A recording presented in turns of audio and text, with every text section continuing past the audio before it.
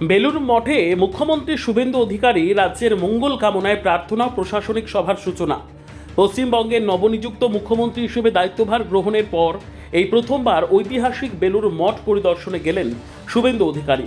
2026 সালের মে মাসে মুখ্যমন্ত্রী পদের শপথ নেওয়ার পর আজ বৃহস্পতিবার সকালে তিনি রামকৃষ্ণ মঠ ও মিশনের বিশ্ব সদর দপ্তরে পৌঁছন। তার এই সফরকে কেন্দ্র করে মঠ প্রাঙ্গণে কঠোর নিরাপত্তা ব্যবস্থার পাশাপাশি ভক্ত এবং সাধারণ মানুষের মধ্যে ব্যাপক উদ্দীপনা দেখা যায়। রাজ্যের প্রশাসনিক প্রধান হিসেবে নতুন সফর শুরু করার আগে আধ্যাত্মিক আশীর্বাদ গ্রহণ করাই ছিল তার এই পরিদর্শনের মূল উদ্দেশ্য। বেলুর মঠে পৌঁছে মুখ্যমন্ত্রী প্রথমেই মূল শ্রীরামকৃষ্ণ মন্দিরে যান। সেখানে তিনি পরম পুরুষ শ্রী শ্রী রামকৃষ্ণ পরমহংসদেবের প্রতিকৃতিতে পুষ্পার্ঘ্য অর্পণ করেন এবং পুজো দেন। এরপর তিনি স্বামী বিবেকানন্দের স্মৃতি বিজড়িত কক্ষে যান এবং সেখানে গভীর শ্রদ্ধার সঙ্গে প্রণাম জানান। সেখান থেকে ক্রমান্বয়ে তিনি স্বামী ব্রহ্মানন্দ মন্দির ও শ্রী শ্রী মা সারদা দেবীর মন্দিরে গিয়ে শ্রদ্ধা নিবেদন ও প্রণাম সম্পন্ন করেন।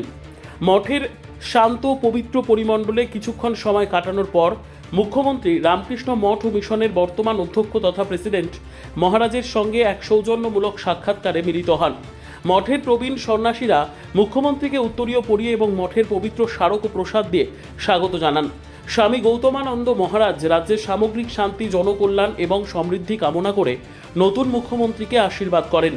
সংবাদ মাধ্যমের মুখোমুখি হয়ে মুখ্যমন্ত্রী জানান, স্বামী বিবেকানন্দের আদর্শ ও রামকৃষ্ণ মিশনের মানব সেবার দর্শন সর্বদা সমাজকে পথ দেখায়। বাংলার 10.5 কোটি মানুষের সেবা করার যে নতুন দায়িত্ব তিনি কাঁধে নিয়েছেন তা সফলভাবে পালন করতে এবং রাজ্যের শান্তি শৃঙ্খলা বজায় রাখতেই তিনি এই পুণ্যভূমিতে আশীর্বাদ নিতে এসেছেন।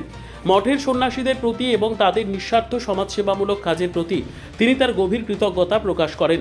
আধ্যাত্মিক এই সফর শেষ করেই মুখ্যমন্ত্রী সরাসরি হাওড়ায় পূর্ব নির্ধারিত একটি উচ্চ পর্যায়ের প্রশাসনিক বৈঠকে যোগ দিতে রওনা হন।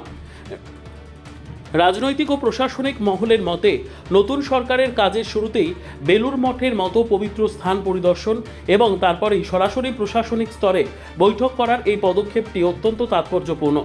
এটি যেমন একদিকে রাজ্যের সাংস্কৃতিক ও আধ্যাত্মিক ঐতিহ্যের প্রতি তার শ্রদ্ধাকে তুলে ধরে, তেমনি অন্যদিকে রাজ্যের উন্নয়নমূলক কাজে গতি আনার বিষয়ে তার প্রশাসনিক তৎপরতাকেও স্পষ্ট করে। ব্যুরো রিপোর্ট, আরোহী নিউজ বাংলা।